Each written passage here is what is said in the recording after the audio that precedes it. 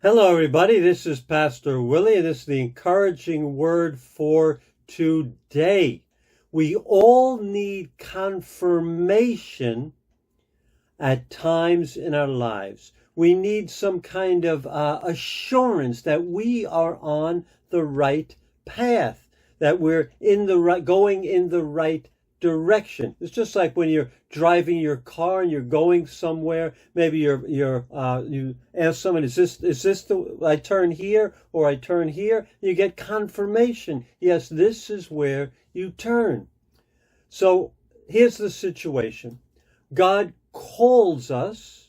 We have an encounter with him. We turn our lives for him, and he guides us. He guides us. Now our life is in his hands, and he guides us. And that's good.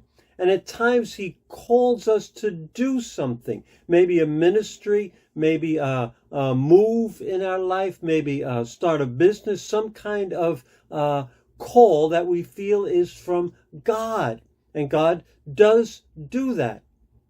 But we take the direction, we take the step in faith, and then a struggle begins. And it gets really hard, and maybe there's opposition, and this is not what we expected. And people will tell us, well, if there's so much trouble, it can't be God. So, principle number one, and this is super, super important to remember. Never equate suffering or struggling with not being in God's will or following God's plan for your life. Just read the Bible. Look at people in the Bible who God called, took steps, and then faced unbelievable struggles and suffering. Think of David, anointed and called to be the king. 10 years of struggle, Saul trying to kill him. This can't be the right direction. It wouldn't have to suffer like this if this was God's direction. Get that out of your mind. Many times, if not most times, God's direction will involve a battle. Expect it. Anticipate it. Don't let it detour you. Second principle to understand. It's not a matter of feeling peace. People say, well, I felt a peace about it, so that's why I did it. That's totally wrong. It's, did you hear from God and you're sure you heard from God? Outwardly, there'll be no peace, but maybe in your heart there will be peace. You can't judge by peace or lack of peace. Number two, the second principle, don't expect God to give you a map with each step marked out. God is not a GPS system. He's not going to tell you, make a right turn here, make a left turn here. He called Abram and said, leave where you are, go to the place I'm going to show you. And Abraham went. No directions on where it was. Step by step, God would lead him. If you don't take the first step, you never get to see the second step. I would love it if the plan was spelled out from start to finish, and I could say, that's good, I like that. God never works that way. You're guided along the way. Third, and this is key, and what I'll talk about with Paul today. If you don't hear from God, and you know what? Most of the time, when we're following God, we don't hear from God. I'm talking about a specific direction. He gives us a direction, we start in it, and if you don't hear from God again, that means keep doing the last thing he told you to do until you hear from him again. I'm tired of hearing so many people say, God called me to do this. And then 3 weeks later, no, God is now calling me to do this. God doesn't change his mind. If he's called you, you go in that direction until you hear from him again.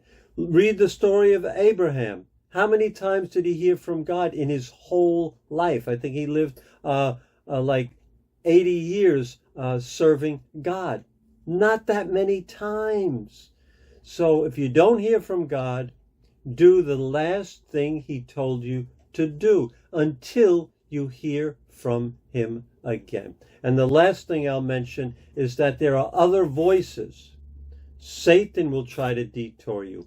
Other people will not agree. Our own self, when suffering is involved, we will look for, our deceitful self will look for ways to get out of it and make it about ourselves and our comfort.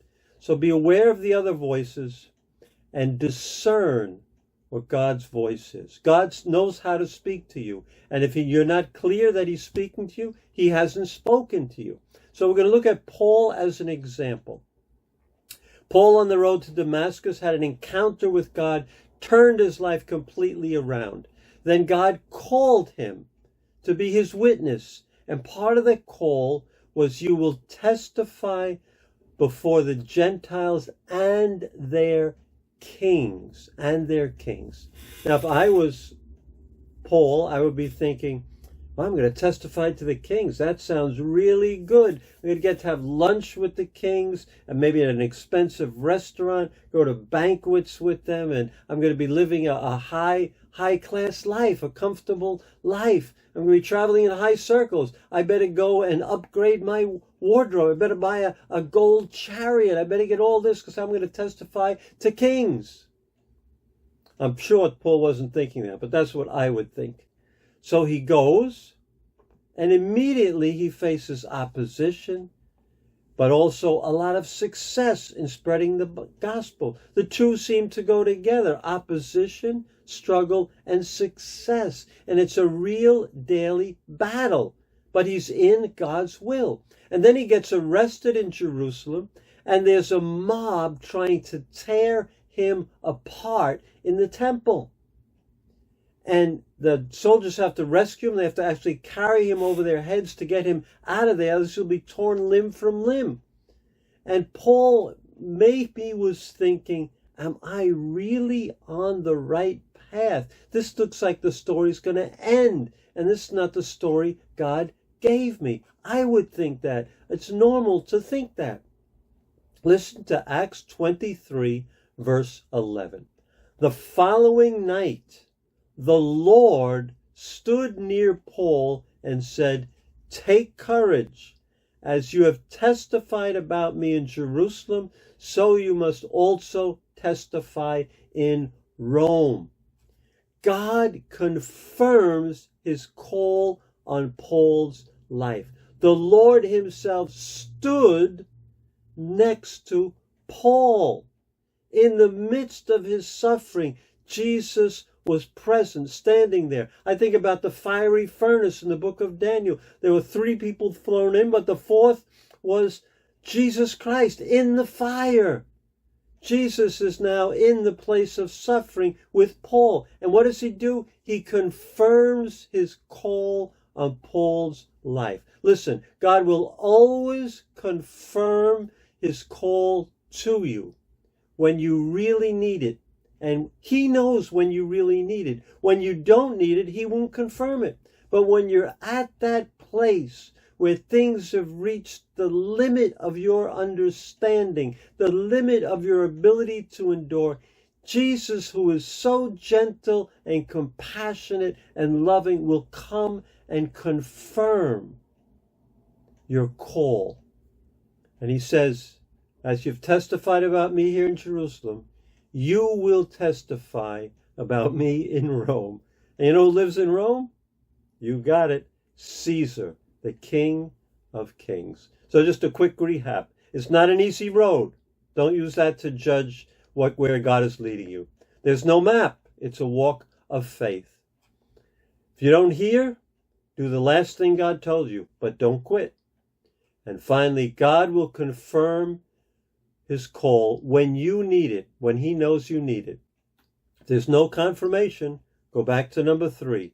Keep doing the last thing he told you. God bless you, and I'll see you soon.